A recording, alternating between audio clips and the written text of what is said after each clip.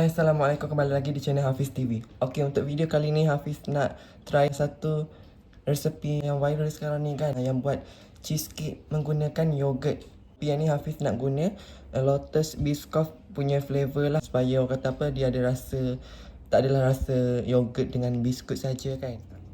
First kita buka dulu lah. Okey, kita punya yogurt. Okey, kita buka dulu kita punya Biscoff spread ni.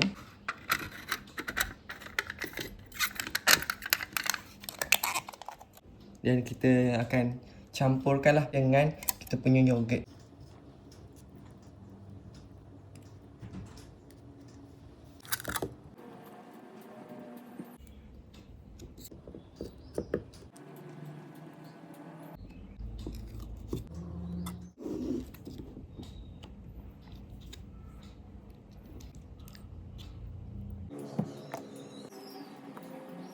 Kita mixkan dia. Okey. Yang ni Hafiz letak Biscoff spread ni dalam 3 ke 4 sudu. Kita dah kacaukan dah.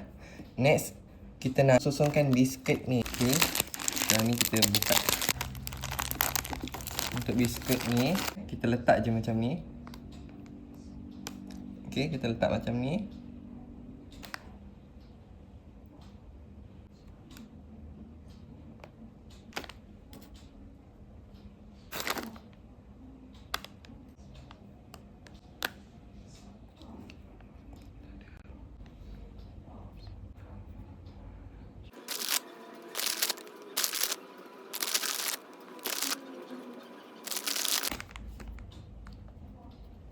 So macam ni lah dia punya kejadian. Nanti kita akan masukkan ke dalam chiller. By the way, kalau korang nak letak dia punya Lotus Biscoff spread ni dekat atas ni pun boleh. Itu optional saja. Kalau korang tak nak letak pun tak apa.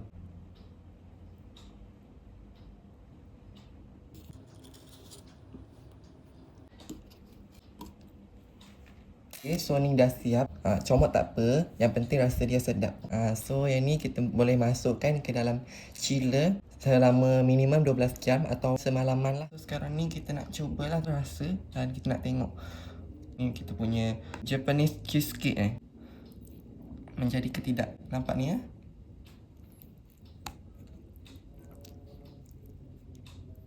Wow, dia punya spread. Wow, nampak macam menyelerakan Okey. Nampak macam cheesecake pun ada. Kita rasa dulu, bismillah. Sedap guys, memang tak tipu. Untuk brand Farm Fresh ni, bagi Hafiz rasa dia sedap. Dia tak rasa masam sangat dah. Sebab dia dah balance dengan rasa apa tu, Lotus Biscoff punya spread. Okay.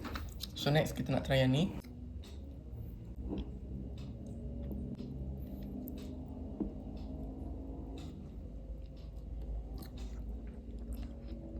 Wow, nampak nampak macam cheesecake betul Dua-dua pun best. So selamat mencuba resepi viral Japanese cheesecake atau cheesecake ni. Okay.